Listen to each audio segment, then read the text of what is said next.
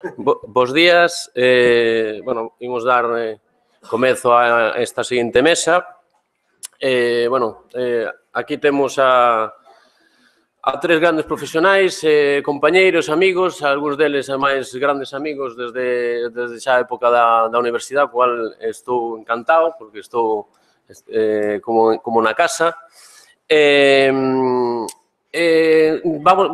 Vamos intentar dar unha visión de como é o panorama dos medios digitais en Galicia, sobre todo, pois, enfocado no sentido de que vexades como poden funcionar hoxe en día como alternativas informativas, pois, medios independentes en galego, non? Vai comezar David Lombao. David Lombao é o director de Praza Pública.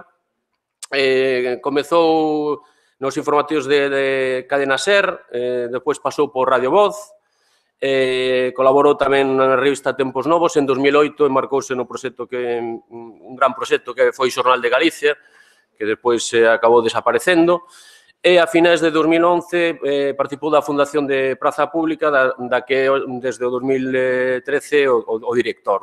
Actualmente tamén compaxina a dirección de Praza Pública coa coordinación da edición galega del diario, colabora na revista Luces e tamén na Radio Televisión de Galicia.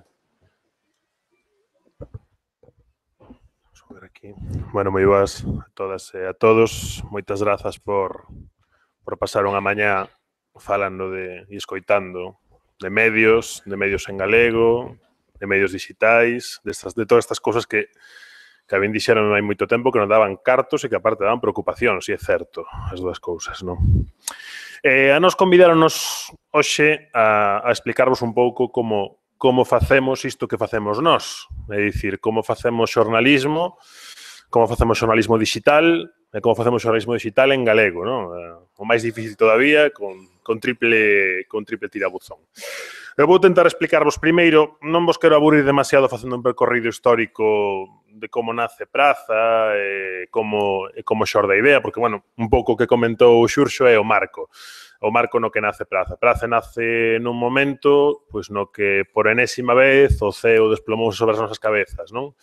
En 2011-2012 pechou case todo o que podía pechar, con honrosísimas excepcións. Galicia Confidencial é unha desas excepcións, pero agás proxectos locais ou moi localizados, pois pechou case todo o que podía pechar por unha serie de causas que non toca comentar hoxe, pero que son múltiples, variadas e moitas delas coñecidas. Teñen que ver, en parte, co que se comentaba na mesa anterior, pero non só, non? Coa cuestión da xestión e coa cuestión da economía. Neste contexto, en o que comeza a Praza, no que se decide constituir unha fundación para promover, como obxectivo desa fundación, evitar un novo medio de comunicación en Galicia. Un medio de comunicación que sexa digital por vocación e non por necesidade, é dicir, non se crea un digital porque non se poida crear un xornal diario de papel.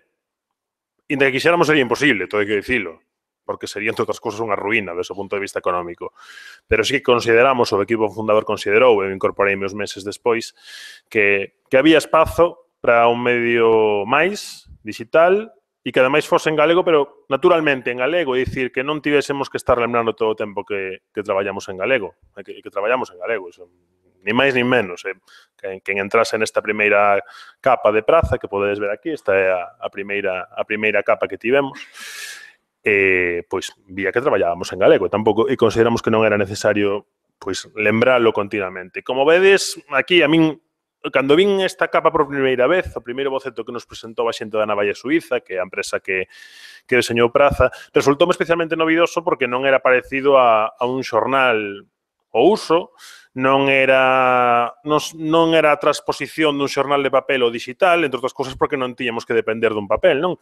E incorporamos elementos técnicos que ao principio os propios redactores e as propias redactoras nos chocaron e non sabíamos moi ben para que ia servir todo aquelo. Penso, por exemplo, na columna do Falase, non? Isto que vedes aquí, que é como unha especie de micro Twitter interno, non? Que non sabíamos moi ben para que ia servir aquelo e que agora é unha das ferramentas que máis utilizamos e que medios que contan con millóns de euros no seu orzamento pois incorporaron anos despois, non?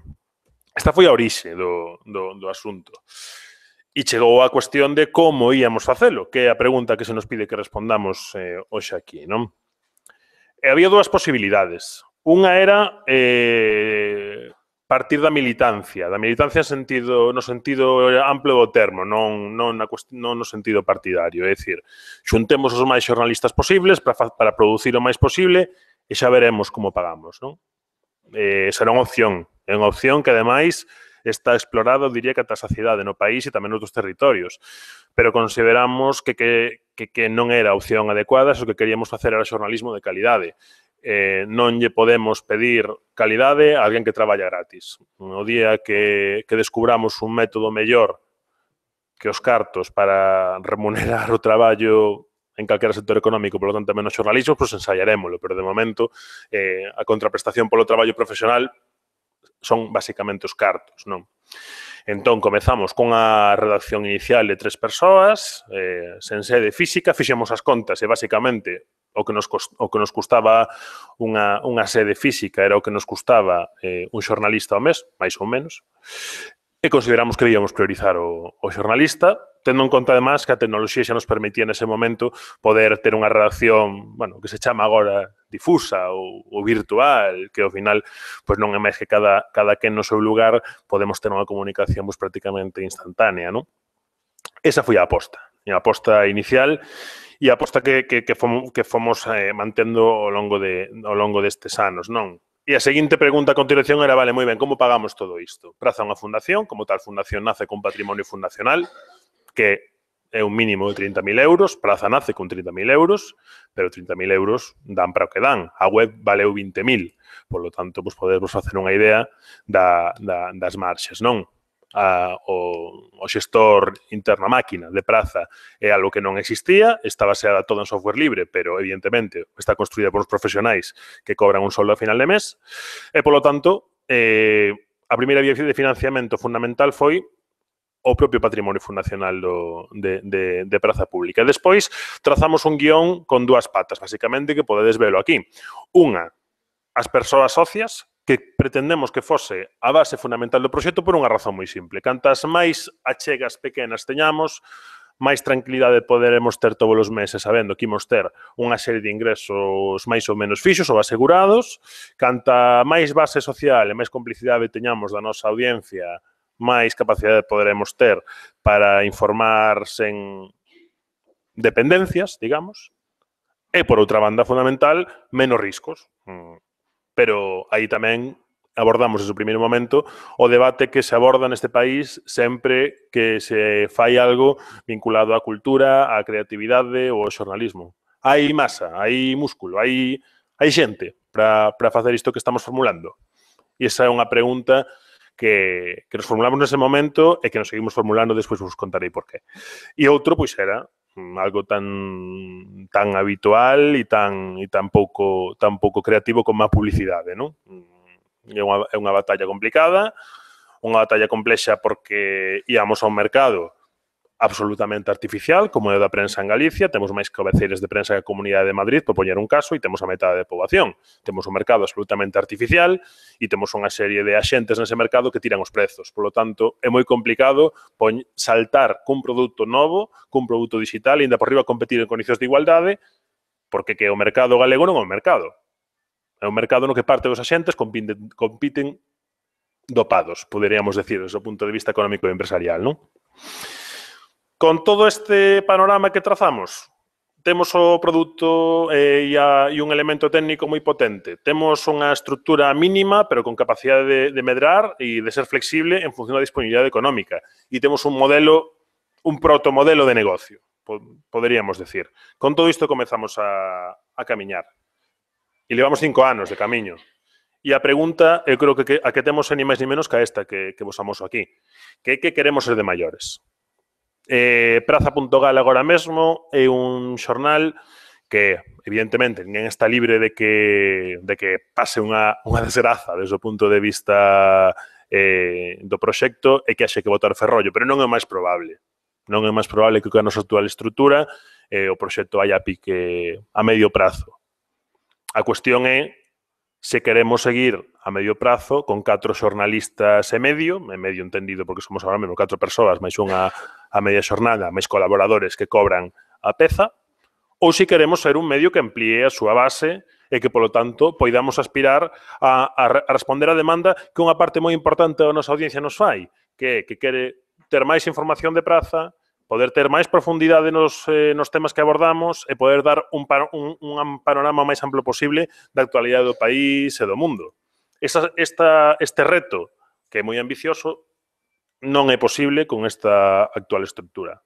A competencia é moito maior que hai 5 anos, a audiencia, por unha cuestión de idioma, é a que é, ni máis ni menos, ainda que medra, porque, por exemplo, hai 5 anos estes aparellos non chegaban onde chegan hoxe. Nós temos a vantaxe de que nacemos cun enxeño tecnolóxico que está absolutamente adaptado ao mercado móvil desde o principio, e para que vos hagáis unha idea, hai franxas horarias nas que a maior parte da audiencia de praza é a audiencia móvil. Por lo tanto, temos que xa non traballamos para unha persoa que se conecta ás 9 da mañá nun aparello como este e consulta as noticias antes de poñerse a traballar, non? É un consumo de información diferente, temos un primeiro prime time a primeira hora da mañá, pero que temos outro a mediodía mentre a xente está xantando e temos outro a partir das 10 da noite mentre a xente está vendo a tele e consultando as noticias. Isto non existía hai 5 anos. Cando menos non existía no mercado galego e agora sí. Para abordar todos estes retos, hai cousas que xa podemos ir facendo e estámoslo facendo. Por exemplo, innovando nos formatos.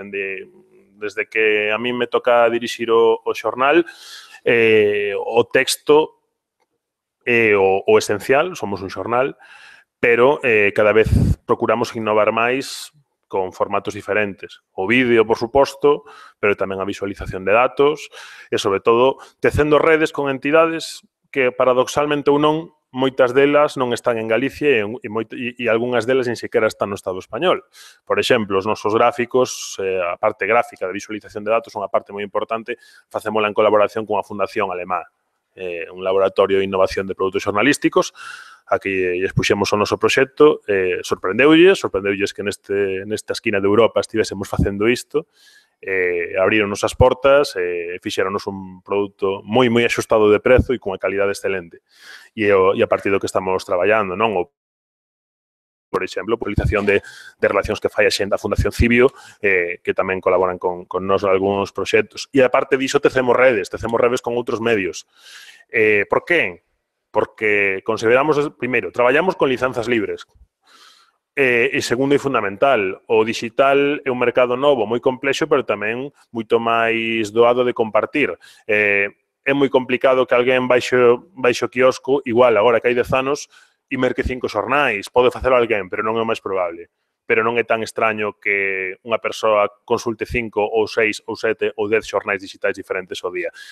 As audiencias son compartidas e eu coido que os esforzos tamén teñen que ser compartidos.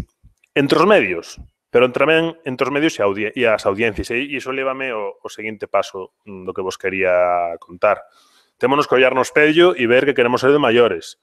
E acto seguido temos que viralo cara a audiencia dos nosos medios e dicirlles, o panorama é este, Praza custa uns 100.000 euros ao ano coa súa actual estrutura, se queremos contar máis, é tan simple, necesitamos máis cartos para pagar máis xornalistas.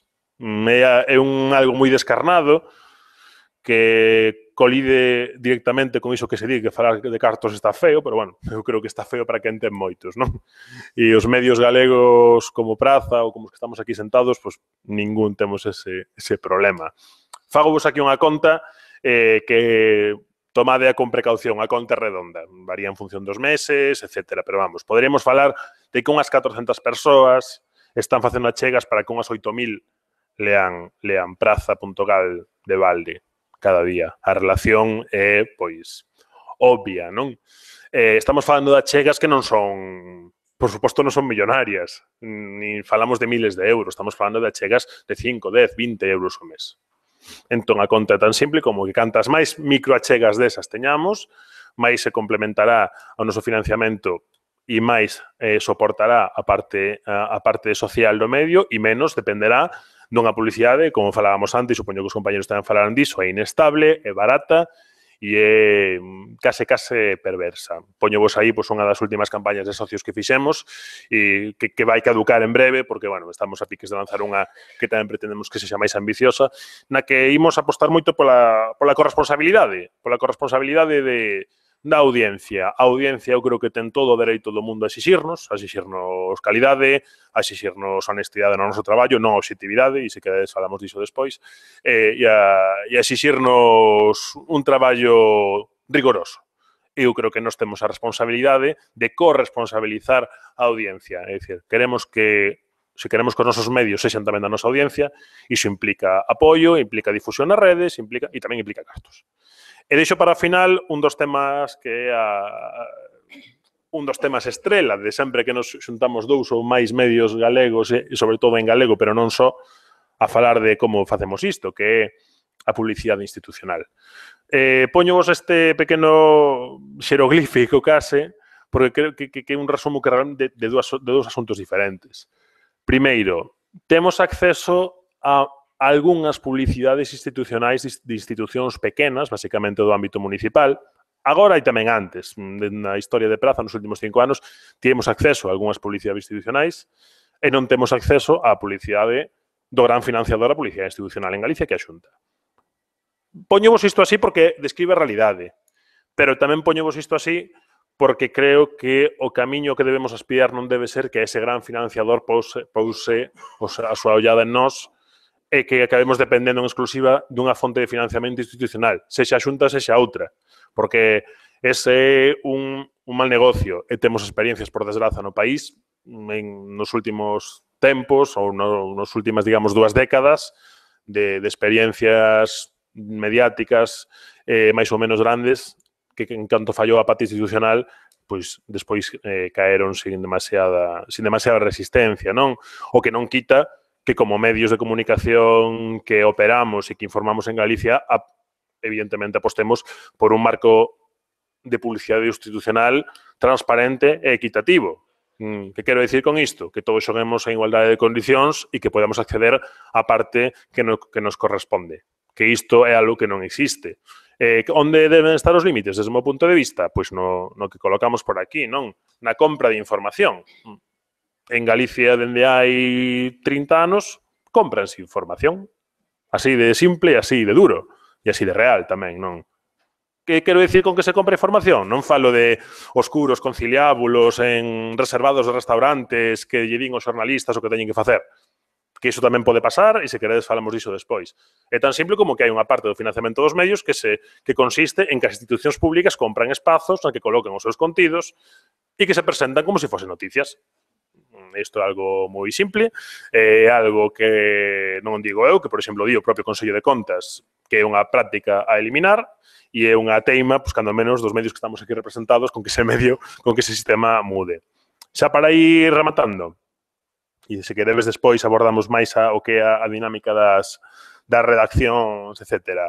Eu creo que o escenario, claro, que podemos avanzar, se queremos facer medios sustentables, no digital, innovadores, honestos e pegados á audiencia, e que a audiencia sexa unha parte elemental do sustento destes medios, sexa como persoas individuais, sexa como entidades sociais ou sexa como empresas. Son as 3 patas, desde o meu punto de vista, imprescindibles para estabilizarse e medrar, e as publicidades achegas institucionais, eu creo que teñen que estar aí, teñen que ser un complemento xusto e equitativo, pero non temos que agardar a que chegue o maná institucional para sustentar os nosos medios, porque senón creo que pode ser un mal negocio. E, unha vez máis, entraremos máis pronto que tarde nun ciclo de choros e de funerais de medios de comunicación que non creo que construa nada. Deixo xa aos compañeros. Graciñas, David.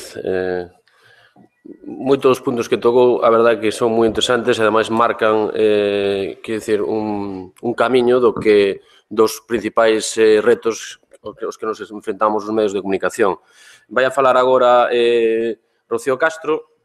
Rodo estaba traballando, leva a sección de cultura do Sermos Galiza, tamén traballa noutras colaboracións en publicacións como Luces, Tempo Exterior ou Tempos Novos, Foi a directora durante bastante tempo de Vieiros, que Vieiros, os que temos uso de razón, foi un grandísimo proxecto, foi o primeiro xornal electrónico de Galicia, desde 1998 ata o 2002, e depois tamén traballou en varios medios como Expansión, La Voz de Galicia, El Correo Gallego, A Nosa Terra ou a BBC Wells. Foi tamén xefa de prensa de Nunca Máis, da Consellería de Cultura, e levou a xefa de prensa do Gomes, que recentemente se celebrou aquí en Santiago, no 2014 e fai unhas semanas, non? Traballou tamén no Instituto Mercator en Gales e é licenciada obviamente en xornalismo e actualmente tamén traballa como consultora de comunicación. Esa palabra, Ro.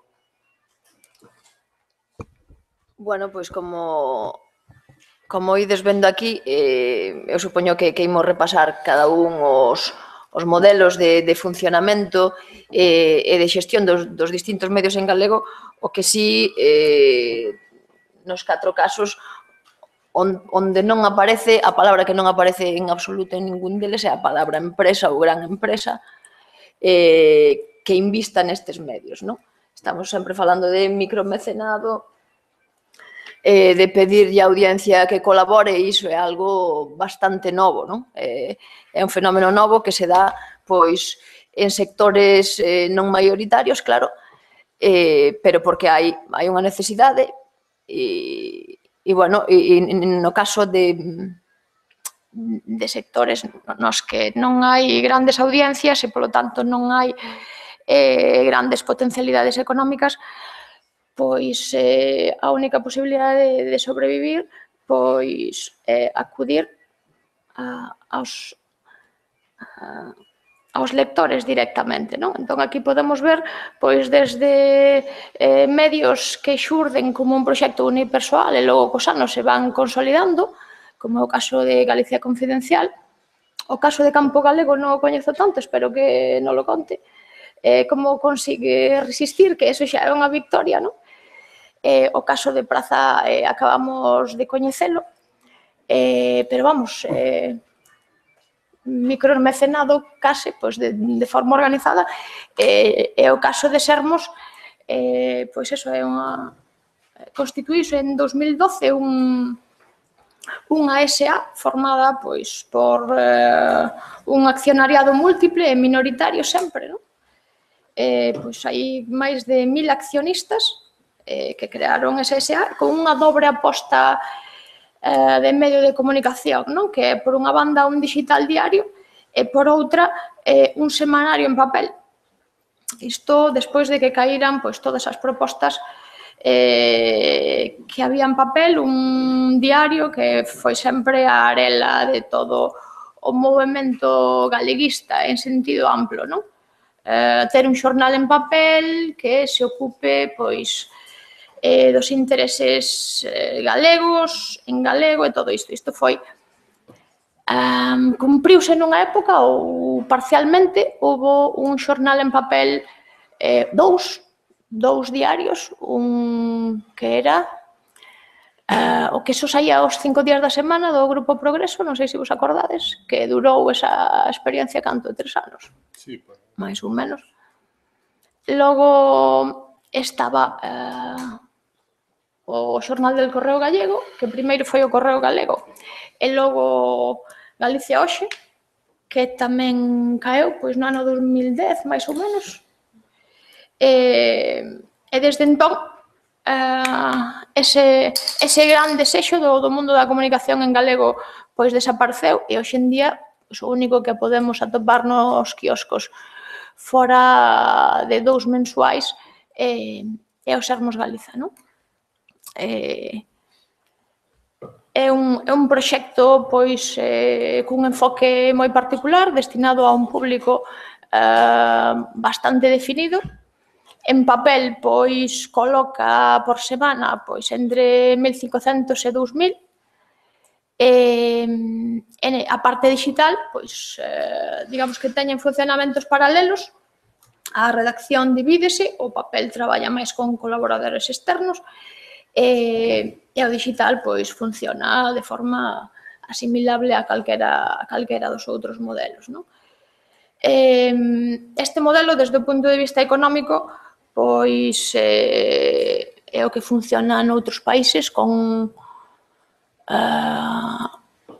estruturas semellantes, como en Euskadi tamén, hai varios proxectos que son SA, con microaccionariados, non? Solo que ali sí son capaces de manter diarios en papel, non? Que non é o noso caso, pero tamén contan con axuda. Eu creo que agora mesmo, pois non sei os datos actuais, pero o xornal en Euskadi Berría pode ter 3 millóns de euros de apoio institucional nestes momentos, non? Cousa que aquí non tería acontecido nunca. Pero, bueno, hai outros casos en Europa donde o que estamos falando de todos, donde se apela á cidadanía para soster estes medios, é o máis normal, non? De todas formas, as linguas españolas, as linguas minoritarias españolas son as que están en mellor situación, outras como o galés, por exemplo, non son capaces de ter tamén un semanario como máximo, e é unha das que mellor lle vai. Pero, bueno, e logo a única lingua donde si xa hai un mercado bastante normalizado e suficiente, onde hai mesmo empresas que apostan por montar un xornal como se fora calquera outro negocio, porque hai un mercado suficientemente amplo e poden desenvolver, digamos que un proxecto máis mainstream, montas un xornal, vendes o teu produto, a xente merca e así funciona, non? Pois ese é o caso catalán, non? Donde si hai varios xornais, tanto a nivel local como a nivel nacional, que funcionan de forma normal, igual que calquera xornal europeo ou a nivel mundial, non? Aquí non é así. Veredes que nos 4 casos, pois, os modelos son todos de resistencia e resistir neste caso é gañar, como decía antes. E, bueno, pois, nesas estamos todos. Entón, non sei se calquera cousa que despois teñades dúbidas sobre o proxecto de Sermos ou sobre calquera outra cousa, pois, falamos. Moi ben, graciñas, Ro. Bueno, agora vou presentar a David González. Bueno, David tamén é xornalista, licenciado na Facultade de aquí de Xornalismo. É un dos coordinadores de Campo Galego, que é unha publicación especializada no mundo do agro, que naceu en outubro de 2014, e que saliu como xornal en febreiro de 2015. Levan ano e medio traballando, xa se consolidou prácticamente como unha empresa xornalística estable. A máis, teño que dicir que David, antes de traballar en Campo Galego,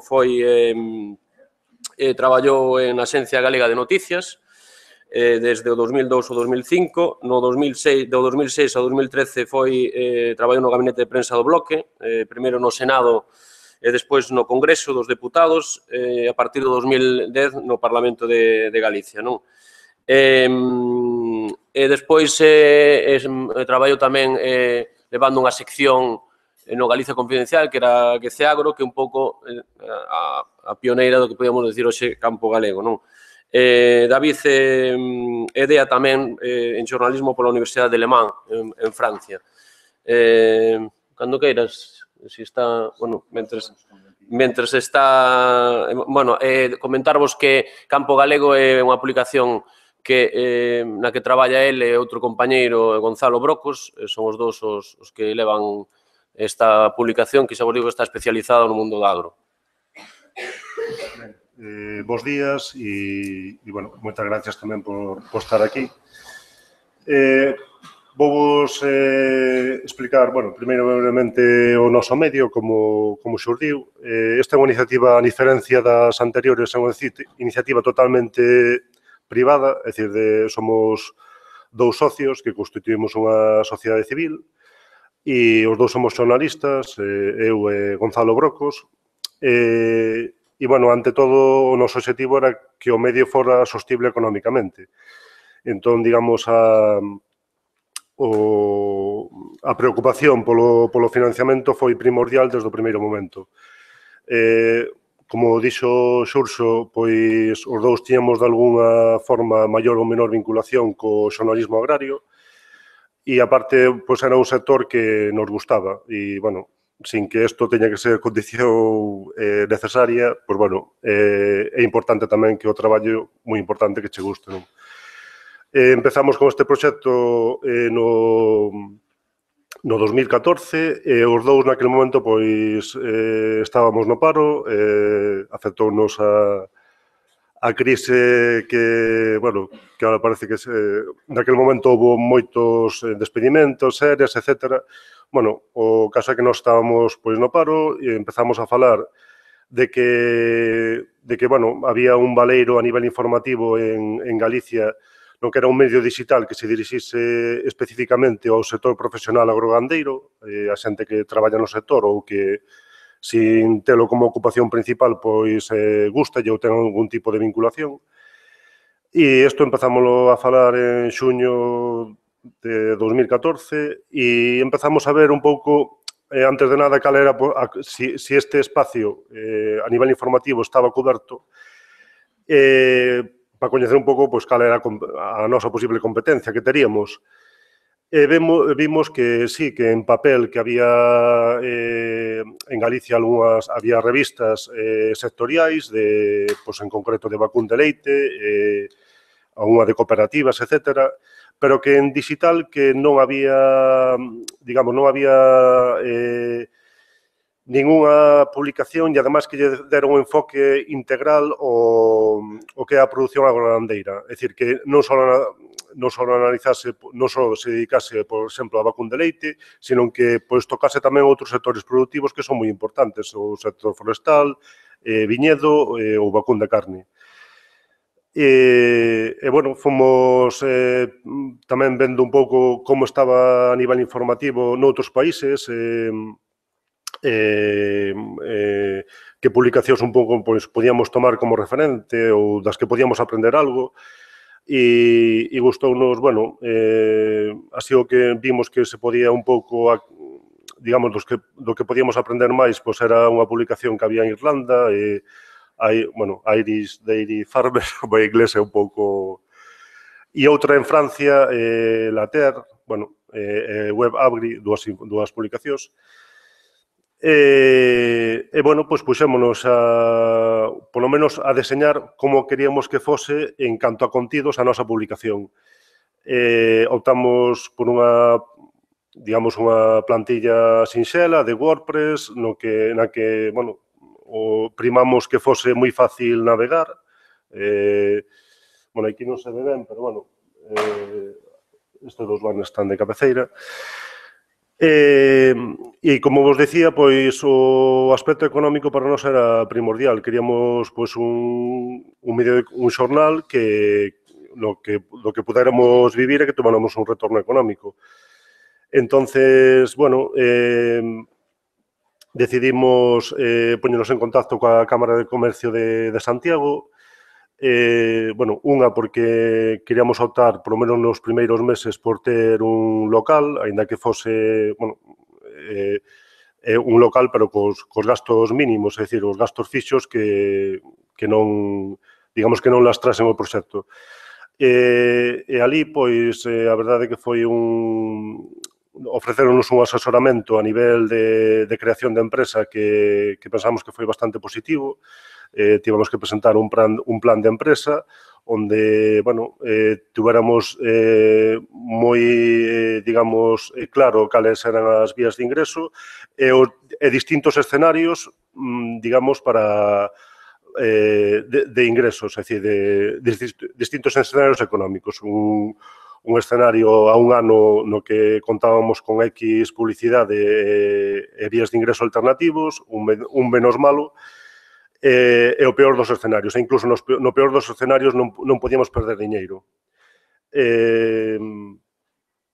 Bueno, o proxecto empezamos, o xornal saiu ao público en febreiro de 2015, non contamos con ninguna axuda pública, no sentido de, bueno,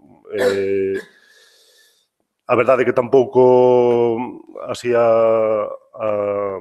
co tempo, pois, quizás debe ser un aspecto que nos podemos asesorar mellor, había algún tipo de axuda, pero non nos iba a resolver para nada a viabilidade do proxecto.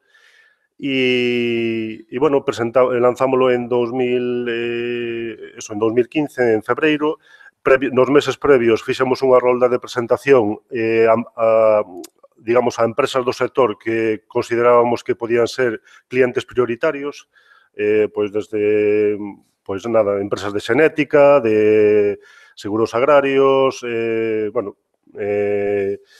pensos, bueno, digamos, todas as empresas, tanto de carácter a nivel galego e tamén internacional, pero que teñen delegacións aquí, que lles podía interesar o proxecto. E a acollida, pois, en xeral, foi bastante positiva. Nos, digamos, como gancho, ofrecemoslle un mes de publicidade gratis, é dicir, saímos en febreiro, ao final foi hasta finais de marzo, ofrecemoslle un pouco tamén como gancho para que continuasen con nós despois. E, bueno, a día de hoxe, pois, a nosa audiencia media anda, bueno, publicamos tanto en galego como en castelán. En galego, obviamente, por unha cuestión de que é a lingua mayoritaria do público ao que nos diriximos, e en español tamén por publicidade, porque, bueno, ábrenos tamén portas, sobre todo para informacións de carácter técnico, a un mercado moi amplo. A día de hoxe a nosa audiencia, pois, andamos polas 3.000 visitas diarias, 90.000 ao mes, a tendencia é ascendente, o 60% en galego, 40% en castelán, o 70% accede a través de smartphones, de teléfono móvil.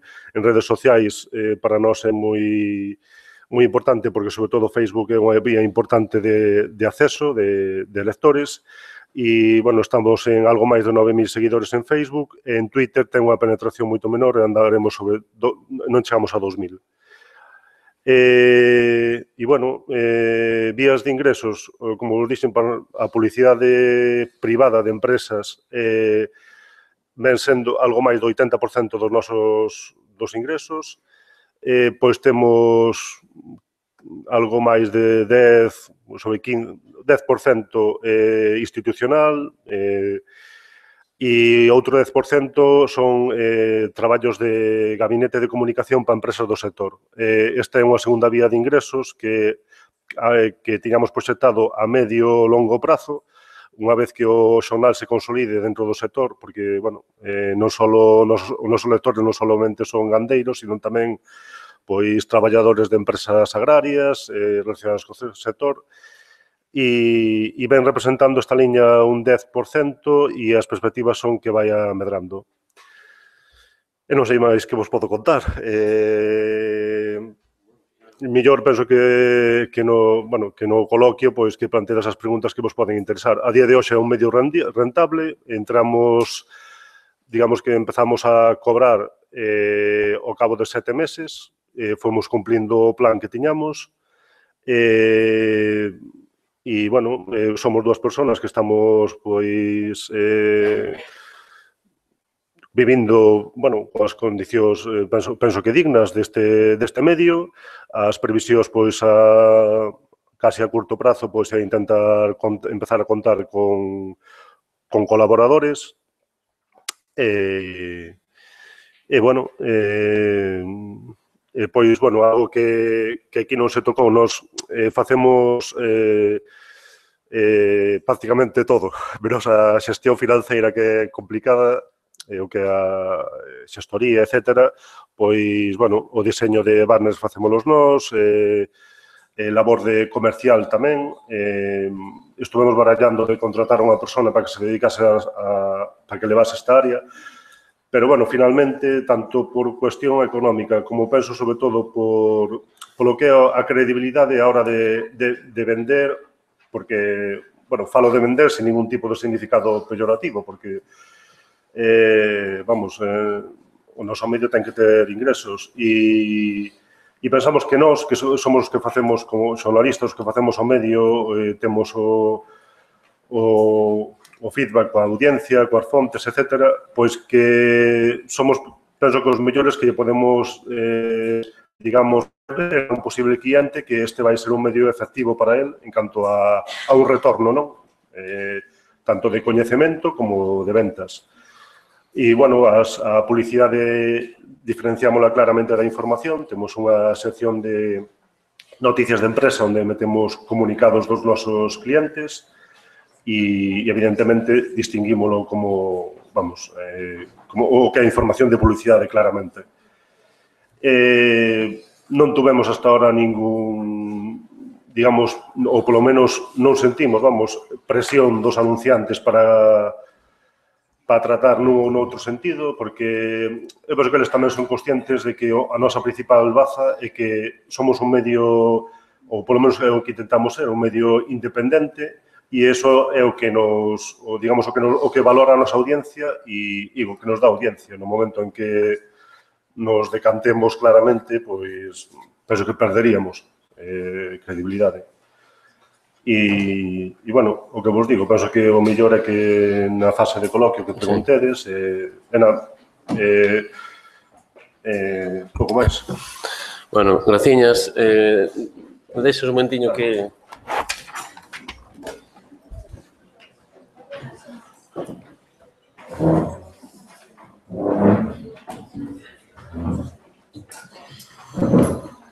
Bueno, vou eu agora un poquinho rapidamente antes de entrar nun coloquio, e a min o que me interesa, porque vexo que hai moitos xornalistas e moitos futuros xornalistas, que despois preguntedes porque a moitos vos pode interesar, sobre todo para o futuro, como canalizar proxectos personais cara a proxectos de comunicación.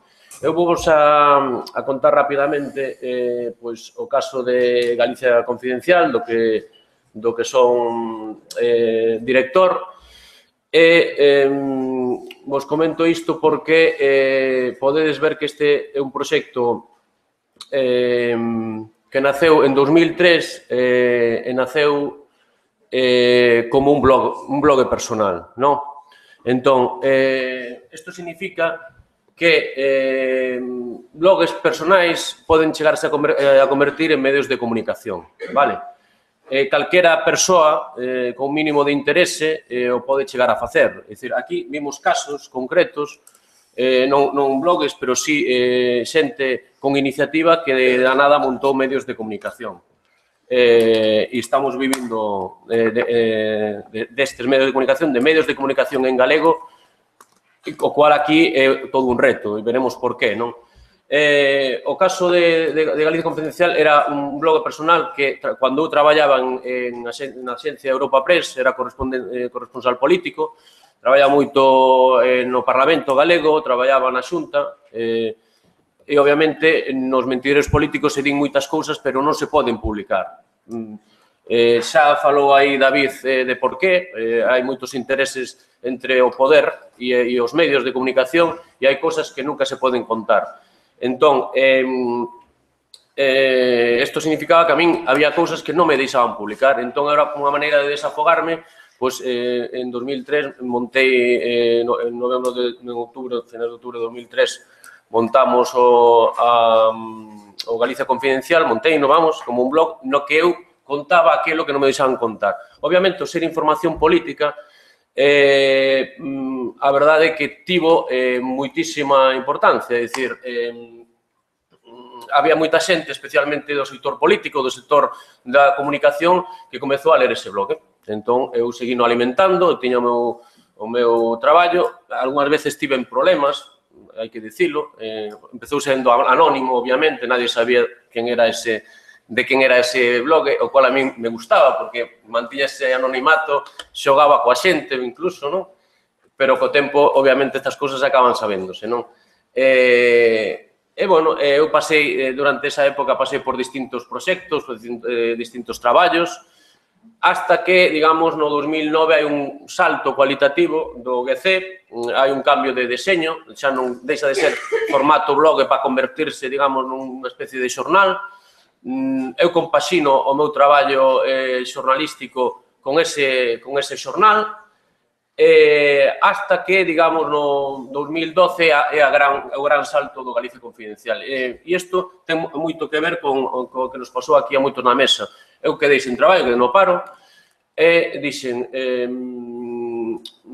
teño un medio xa feito, teño un medio con moita audiencia, por que non lle saco partido? E aquí vou introducir un tema que como xornalistas, e a todos nos ten pasado, en maior ou menor medida, que quero que vos dedes conta. Non somos xornalistas, facemos información, debemos ter unha objetividade, iso sempre, vale? E sempre temos que manter, non podemos, digamos, alonxarnos desta idea, pero temos que buscarnos a vida. E isto vai por unha cuestión. Eu era xornalista, pero nunca entrara en labores de tarefas comerciais. Isto é, ir a chamar a portas para buscar financiamento para o meu proxecto. Vale? Entón, nese ano é como cambiou o chip. Entón, dixen, non, isto hai que sacarlle partido. Eu, hasta ese ano, o Galicia Confidencial non me daba diñeiro, dicir, non había publicidade, eu non lle sacaba, era simplemente un proxecto persoal, pero a partir de aí dixen, hai que especializarse e hai que sacarlle diñeiro. Entón, entrei nunha vía que é importante que teñades en conta, que é a vía do comercial, é dicir, empecé a tocar portas, algo que antes non facía e que non me gustaba en absoluto. Ir a falar pois, con determinadas institucións, con determinadas empresas, a ofrecerlle dous produtos. E aquí me empalmo no que vimos diversos sistemas, un é o sistema da fundación, como naceu o Praza, o sistema do patronato, como é o caso de Sermos, e sistema da empresa privada, entre aspas, que é un pouco de campo galego e o que é un pouco a situación de Galicia Confidencial. Entón, necesitábamos impulsar económicamente ese proxecto, montamos, eu xa tiña unha empresa montada, digamos, a participación a máis xente, e entre esa xente había outro amigo xornalista que é socio, e dúas persoas que teñen unha empresa de programación informática que foron os que se encargaron e se encargan actualmente, obviamente, de todo o aspecto técnico. Entón, esa empresa está conformada por 4 persoas, 2 deles xornalistas, 2 deles na área de programación informática e a maiores temos outra persona traballando con nós. Somos 3, hoxe en día. Daquela, digamos, era eu e unha incorporación dunha persona. A partir dese ano, nos empezamos a facer traballos de comunicación, como gabinete de comunicación, un pouco que comentaba David, e a buscar publicidade. Durante os 2 primeiros anos nos vivimos de gabinete de comunicación máis que de publicidade, porque a publicidade é moi complicada, moi complicada en Galicia.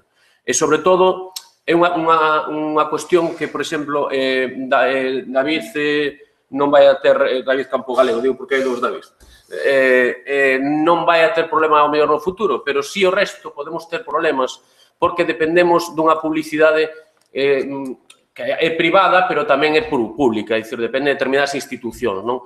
E, obviamente, se esas institucións cambian de goberno, a nós nos vai a afectar.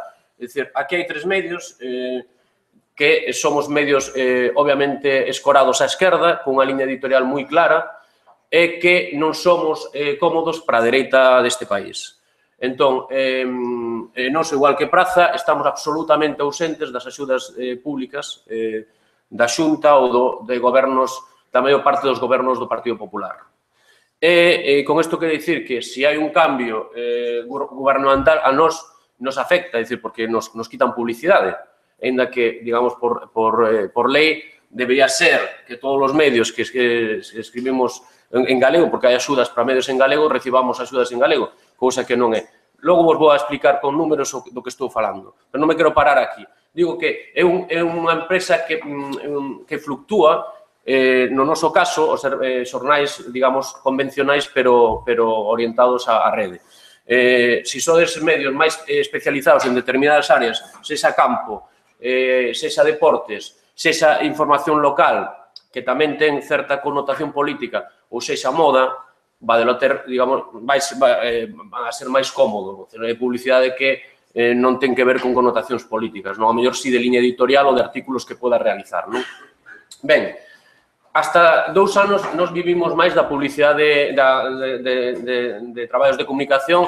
A partir do ano 2014, a verdade que temos un gran salto a nivel publicitario. O noso medio é o máis lido en galego hoxe en día, que temos un índice de lectura que as empresas lle interesa, e hoxe, bueno, temos un mercado publicitario que, bueno, aquí tedes parte deles, non? Desde, bueno, a Xunta, pero a Xunta, insisto, aqueles axudas de tipo concretas como son o 25 de xullo e o 17 de maio, días obviamente simbólicos en Galicia, e xa vos digo, nós concretamente o noso medio recibe o ano da Xunta de Galicia 2.000 euros brutos. Con isto vos digo todo. Ben, vou abrir outra fiestra para que vexades, porque ainda é reciente isto que fixemos. Vamos a ver, un día. A Xunta vai a repartir só nun día 80.000 euros aos medios contra a violencia de xénero, non? Para falar da violencia de xénero. 80.000 euros, dos cuales probablemente 50.000 irán para a Voz de Galicia. Vale. Non, isto é importante. Isto é importante para que se entenda despois a liña editorial dos grandes medios de comunicación deste país. É dicir, e non é baladí que determinados medios apoyen a quen apoyen ou que hoxe estemos escoitando a Pedro Sánchez dicir que o Grupo Prisa lle dixo que non pactara con Podemos. É dicir, isto é verdade, pasan estas cousas. É dicir, e hai unha connivencia entre o poder e os medios de comunicación moi importante e, ademais, están asentadas en relacións económicas, non, dos poderes mediáticos. Solo un día 80.000 euros, vale?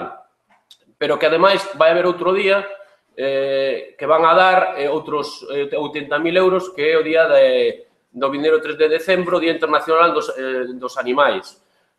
O sea, días concretos reparten 80.000 euros entre os grandes medios. Os medios que estamos aquí non vamos a recibir eses cartos. Según o cómputo que levamos feito en Galicia Confidencial, no que vai deste ano, a Xunta repartiu máis de 10 millóns de euros en convenios ou publicidade institucional. 10 millóns de euros, dos cuales, insisto, a mitad son para a Voz de Galicia. Son moitos millóns de euros, é dicir, isto te mantén probablemente a estrutura dunha redacción estable dentro do medio de comunicación. E, claro, a veces provoca que as axudas, o sea, que os medios dependan das axudas públicas para subsistir. E é algo que está pasando en este país.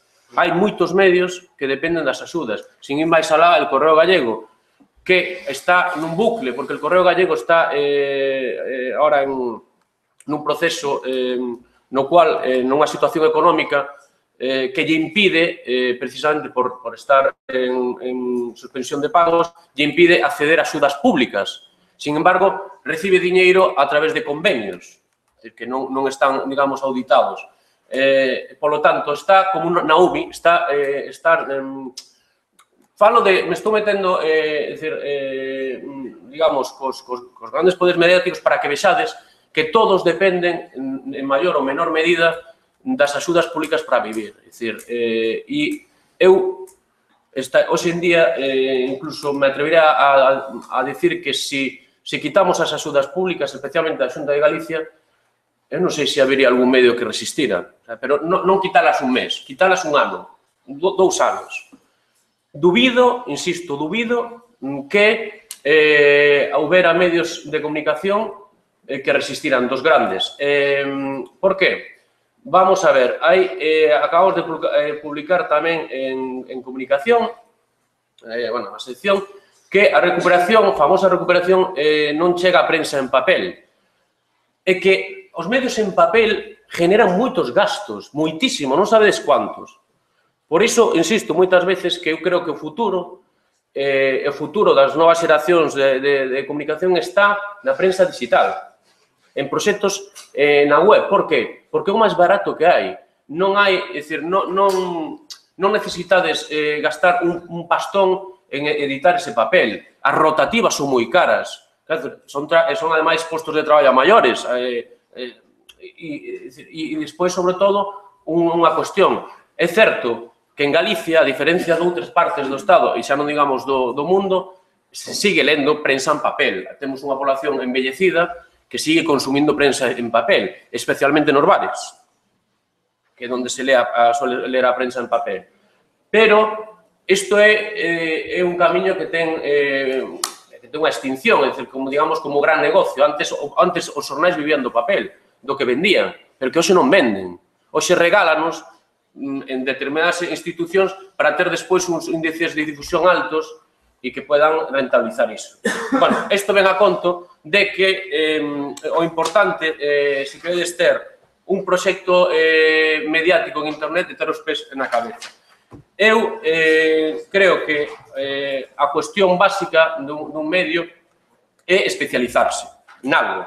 O GC naceu como un blog político, era expresamente político. Hoxe, a política é a parte máis importante do xornal, sigue sendo, pero tamén a comunicación, tamén digamos, o mundo social, vale? E cuestións relacionadas coa lingua. Pero hai que especializarse en algo. E despois, vou a ir acabando porque quedan 10 minutos, me gustaría abrir despois un turno de palabra. O que eu digo, ter os pés na terra. Porque aquí falamos de que hubo moitos proxectos en galego neste país que acabaron todos pechando. En parte, por esa maliciosa e perniciosa idea de que o público é unha teta da cual hai que ir tirando. Entón, hubo tamén proxectos en galego que se beneficiaron desa política de subvencións que os acabou levando o peche, porque cun cambio de goberno que non é proclive os medios en galego, o que vai acabar facendo é pechando a villa, o cual esos medios dificilmente van a poder subsistir. E foi o que lle pasou a moitos medios neste país. Houve deso, que sobre as cinzas resurdiron outros proxectos, outros grandes proxectos. Aquí temos a Praza, temos a Sermos, temos Campo Galego. É dicir, hai moitísimos proxectos que, a pesar da mala situación económica, poden subsistir. Falaba da crise. A crise levou a moitos xornalistas deste país ao paro. Eu insisto, buscar traballo nos grandes medios de comunicación hoxe é unha quimera. Podedes aspirar, obviamente, e algúns de vos traballaredes en grandes medios. Pero pensade que hoxe o futuro está nas vosas mans. Intentar ser vos os vosos propios empresarios. Entón, eu sempre insisto, tirar cara a profesionalización en algo que vos, digamos, que dominemos. No meu caso, no seu día era a política, David era o agro, e un pouco de Rocío e de David tamén é información, actualidade política, non? Entón, tirade por algo que sea importante. E despois, unha cuestión, nunca temades ir a petar nas portas das grandes empresas. Ao final, os xornalistas temos que ser, pois, tamén, digamos, uns emprendedores. E niso está tamén ir a chamar a portas e bueno, intentar vender o noso proxecto para que sea viable. E dai veremos, entón, empezaremos a ver as vías de negocio, que foi o que lle pasou a Galicia Confidencial. Hoxe Galicia Confidencial vive principalmente das súas achegas de publicidade. Tamén é certo que nos incorporamos un tema no seu día e teño que dicir que non funciona, por iso é un tema das cuestións que quero agora falar cando cheguemos ao turno de preguntas, que é o que nos chamamos GC+, que era un sistema de pago por noticias. Entón, nos hoxe en día en GC+, tú entras aquí e terías que ser socio para poder acceder a esa información. É algo que iniciamos no 2012, que nos funcionou, nos deu un diñeiro sustancial naquele momento, pero que hoxe en día non pode manter a un só xornalista, que nos xenera o GC+. E por eso vemos que a cuestión das achegas dos lectores é un tema bastante débil en Galicia. Porque, non sei se porque estamos sobresaturados ou simplemente porque a xente xa está un pouco cansa de dar pasta a proxectos, a determinados proxectos. Non habría que replantexarse.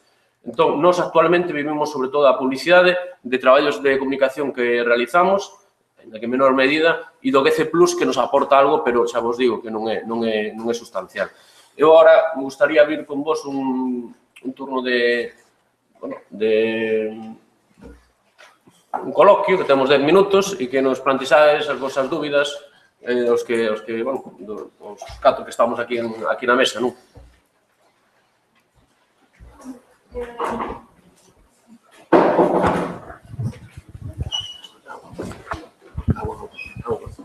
Eu quería saber, porque, bueno, se sodes os 4 xornais fundamentalmente digitais, quería saber si estades traballando ou tedes pensado traballar nas plataformas móviles. Sei que, por exemplo, Praza ten unha canle pública en Telegram e, a ver, entendo que con unha aplicación móvil ten uns custos moi elevados, pero mellor pois este tipo de plataformas como pode ser Telegram, si estades pensando empregalas. Nos, no caso do Galicia Confidencial, sí, xa te digo que sí. De feito, nos fixemos un cambio este deseño que vedes de fai un ano e precisamente o cambiamos porque o que tiñamos nos quedaba obsoleto para plataformas móviles. De feito, o cambio viuse, incrementamos muitísimo as visitas e hoxe por hoxe creo que o 70% dos visitantes que ten o GC a través de plataformas móviles. Entón, o Telegram o estamos pensando, xa é algo que temos en mente. A cuestión tamén é, somos os que somos, a veces temos que priorizar. Entón, no caso de Galicia Confidencial somos 3 personas en redacción, aparte de algún colaborador, pero 3 persoas. E para facer un xornal, 3 persoas, das cales temos que un delas encargarse de labores comerciais, hai unha persona que Manolo que leva, digamos, labores comerciais con un comercial, a veces é difícil. Por iso vos digo, temos que priorizar. Pero é algo que nos valoramos no seu día, cambiamos e notamos os cambios para ben. E ese é o futuro, incluso crear xornais, ao mellor directamente xa en plataformas móviles. E vai por aí, Sí, nós, como ben apuntabas, a última experiencia que tivemos foi o tema da canle de Telegram, que non é unha fonte de audiencia sustancial, pero, bueno, é relevante e cada vez máis.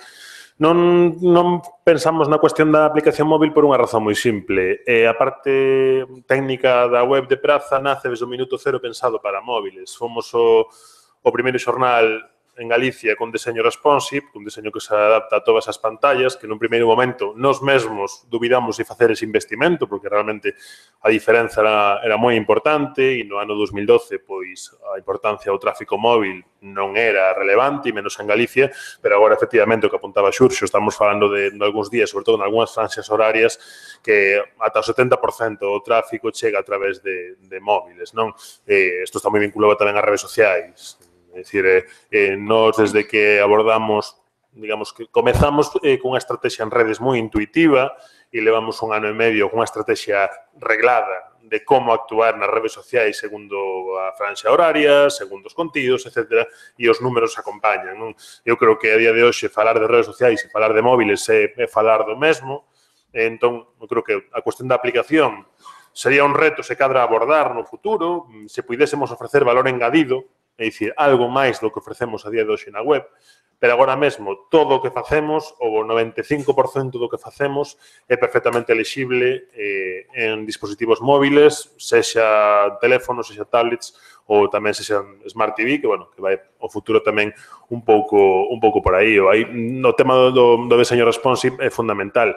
E o tema do Telegram é algo que eu creo que non só nós, hai máis medios que están experimentando con iso, ten a facilidade de poder ofrecerlle a xente pois un microdosier case de prensa diario, pero tamén a cuestión primeiro da dedicación, ten que haber alguén que o faga, e logo a cuestión do equilibrio, non? E que é algo que tamén estamos explorando. É dicir, como darlle o máis importante á audiencia sen saturala, sen invadir, e tamén é unha vía comercial a explorar, non? Un recurso publicitario a explorar no futuro. Nos, o igual que David, pois alrededor do 70% do noso tráfico ven por móvil. Desde un principio deseñamos a páxina, bueno, toda mellorable, para que estuvese adaptada aos distintos formatos. En canto ao que comentas de Telegram, de momento non, pero non descartamos. Polo tipo de audiencia que temos, tamén polos contidos, como traballamos, de momento non, pero non descartamos. O caso de Sermos non é diferente, a media xeral é de máis do 40%, case o 50% de entrada a través dos móviles, e isto medra porque tamén medran as pantallas dos móviles e medran as posibilidades, por lo tanto a xente xa se está facendo a ler non só xornais, senón libros, non? Entón, bueno, eso é imparable e, bueno, o ano que ven cúmprese 5 anos de Sermos, creo que vai haber cambios neste sentido. E logo, con respecto ás apps, que foi algo que se puxo de moda hai algúns anos, pero agora mesmo os deseños responsive están incorporados a todas as grandes plataformas de creación de webs, están á baixa. Os medios que as fixeron xa non lles está sendo rendible e a xente, lóxicamente, prefire ter un programa onde pode entrar a todos os medios, que é un navegador, e non ter que ir cambiando de aplicación para ir ver El Mundo, o que sexa, Sermos. Pois che digo que agora mesmo as apps, non sei que vai pasar mañá, pero agora mesmo as apps non están funcionando. Alguna cuestión máis? Sí. Bueno, vou me dirixir precisamente ao tema de Galicia Confidencial. Vamos a ver, dixeches moitas cousas benditas, coincido na meirande parte delas. Eu fui durante os primeiros tempos lector asiduo do teu xornal, non? A mí o que me interesaba basicamente era o que era, prácticamente exclusivamente o tema político, non? Que é o que me interesa. Vamos a ver, teño a dúbida, eu parto da base de que, na miña humildísima opinión, baixou de nivel na cuestión do comentario político, e no caso particular das intervencións, digamos, dos lectores. Os filtros que establecedes para a participación penso que exceden en canto a cuestións, a temas que son excesivamente estrictos, esa é a miña opinión. É dicir, aquilo que antes era tan aberto, de repente, pois, perdeu moito, na miña opinión. Eso penso que... Entón, a cuestión é se iso terá algo que ver con certo asilvestramento, digo eu, polo tema da inclusión de outras materias. Entón, o enlazo con unha cousa que dixeches, a captación de publicidade. A captación de publicidade, evidentemente, é necesaria, pero eu penso que tamén ten que ser un certo proceso selectivo, é dicir, vos, cando ides a buscar publicidade de determinada entidade, tendes que contar con certas afinidades máis ou menos que esperades dese tipo de, digamos, de receptores dela respecto do que vos publicades. É dicir, non é tan fácil e penso, insisto, que hai un tema, digamos, de selectividade. En concreto, entón, o enlazo co xornal, en fin, de tipo agrario e tal, o de agro. É evidente que se buscades publicidade de unha entidade X do agro, pero que é competidora de outra, pois pode xurdir certo tipo de presión por parte desa, da que requirides a publicidade nun sentido ou noutro. É dicir, eu parto da base de que, en fin, lograr absolutamente un término, vamos, impreciso, porque no tema xornalístico é imposible. A objetividade non pode ser. Entón, parto da base de que tendes todo, pois isto, un tema moi difícil que é a captación de publicidade. Respecto da publicidade institucional, vamos a ver, se unha entidade periodística recibe publicidade institucional, aínda que non reciba consignas, que a recibe, evidentemente, sexa por agradecemento, sexa por desexo de pervivencia, etcétera, queda tocada. Isto é incuestionable. Casos paradigmáticos, digamos, da historia periodística de Galicia. A loita entre o Correo Galego e a Voz de Galicia por captar a publicidade do diario do Xornal de Galicia. Según unha ou outra desas entidades tuvera esa publicidade, pois iban nunha liña do goberno de turno ou noutra. É dicir, con isto quero dicir que o tema da objetividade, as vinculacións coa empresa privada, etcétera, é imposible eliminadas. Nada máis. No, mira, é rápido lo que ten que ver comigo. Obviamente, objetividade 100% non la vamos a conseguir. Nos que estamos aquí, que seamos obxectivos, non, porque, por exemplo, o meu xornal ten unha tendencia moi clara, ideolóxica. Xa non somos obxectivos. Así de claro. Pero, obviamente, é dicir, se un lector do PP, digamos, convencido, que os temos, ollo, que temos lectores do PP e que establecen diálogos neses comentarios que ti dis. pero obviamente non é o xornal de referencia dun militante do Partido Popular. Desde ese punto de vista, o meu xornal non é objetivo. Ahora, se intentamos ser objetivos a veces, digamos, na conformación das informacións.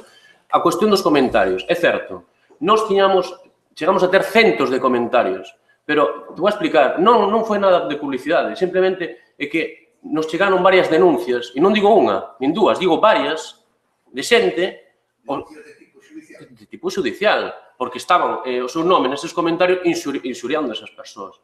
Éramos, entre aspas, somos o único xornal de Galicia que permite comentar libremente. Era unha política que nos mantivemos cando fixemos o cambio de deseño, porque creo que un pouco a filosofía do medio, deixar comentar, deixar que a xente se exprese en libertad. Tú vas a calquera outro medio e tes un filtro, non publicas directamente como publicas en Galicia Confidencial. Ainda hoxe podes publicar directamente en Galicia Confidencial. Que fixemos? Tivemos que cortar un pouco, porque a xente utiliza iso como, non sei, como a veces digo que en vez de ir ao psicólogo se dedica a escribir comentarios no Galicia Confidencial e a poñer a feder e a parir a outra xente. Entón, tuvemos que establecemos primeiro un cortalumes de insultos, pero insultos non te digo un ou dos, creo que temos como 200 e pico palabras de tipo insulto capadas. Entón, a xente poña cabrón xa non te sale. Entón, poña hasta parvo, tuvemos que... Logo, palabras, por exemplo, como... Cabrón está saliendo todos os días nos xornais. Xa, pero se de repente dice fulanito con nombre e apelido es un cabrón, a mí me genera un problema. Claro, por eso vos digo que era un problema de tipo judicial, no caso dos comentarios. Entón, nos apelamos sempre a, digamos, a que a xente sexa adulta tamén, no uso dos comentarios. E con estes filtros acabamos conseguindo. Hoxe en día temos moi poucos comentarios, pero, digamos, os comentarios que temos a veces suelen ser interesantes. Seguimos tendo o típico pirao de turno, certo, porque vai, e además están... Mira, además te vou a contar un detalle. Temos un señor ou unha señora, xa non o sei, que está mal da cabeza. E digo porque se dedica a entrar nos comentarios nosos, a poñer a ceder, ahora xa menos, pero a Beiras, non? Entón, Beiras, tuvemos que cortar a palabra en comentarios de Beiras. Entón, empezou con Vieiras. Quitamos Vieiras. Entón, puña Bei, guión, da. O sea, buscaba a maneira, pero cando te digo isto, te digo de chamarlle de todo. Entón, que pasamos? O terceiro filtro que fixemos foi cortarlle a IP. Este señor con esta IP non pode comentar. Pois, a semana, o señor buscaba outra IP que te volvíamos a cortar. E seguimos hoxe en día con este señor buscando 50.000 IPs que temos cortadas a día de hoxe 103 IPs de xente que o mellor quere comentar. Por eso te digo que a veces a libertad de expresión chega hasta onde chega.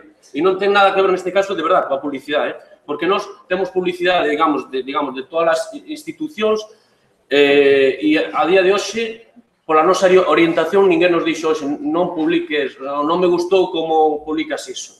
É dicir, A todos os que fostes a pedir, todos os protestantes, no, claro, hubo moita xente que non, e además, claramente nos dixo pola túa orientación, claro, pero eso a mí non me vai a condicionar, non vai a cambiar a miña liña ideolóxica porque non teño a publicidade. Entendes o que te quero dicir? Eu faría un par de comentarios moi breves a respecto dos comentarios, precisamente, non? Eu creo que ten moito que ver, entre outras cousas, coa evolución tecnolóxica do asunto, non? Hai 10 anos, o único lugar para poder establecer unha conversa a respecto das noticias eran os comentarios. Agora existen as redes sociais e moi rapidamente, e remato con isto, eu creo que unha cousa é ser abertos, é ser, digamos, ter un espazo para a conversa, e outra cousa é ser mártires, é dicir, cando Xurxo, ou Rocío, ou David, ou eu, publicamos unha información e asinamos, estamos avalando coa nosa asinatura e coa nosa cara e coa nosa identidade un traballo determinado e unha posición sobre unha cuestión política, social, etc. E creo que non é xusto, nin debemos transixir con que dentro do anonimato se compita en igualdade de condicións, porque non estamos xogando en igualdade de condicións. E se ainda por riba entra a cuestión da calumnia, da mentira ou da media verdade ou do insulto, pois creo que non debemos ser tolerantes con iso, porque iso non é liberdade de expresión, é outra cousa. E aparte agora hai uns foros que son as redes sociais, non sei, cada quen pode deitar as súas filas e as súas fobias sen ir pois a casa de cada quen a insultar libérrimamente, non? Algúnha última cuestión rápida e... No, pois bueno, Graciñas a todos e a todas. Vos convido a que quede esa seguinte, que tamén é moi interesante, porque son ademais proxectos locais, que tamén é un campo interesante de futuro.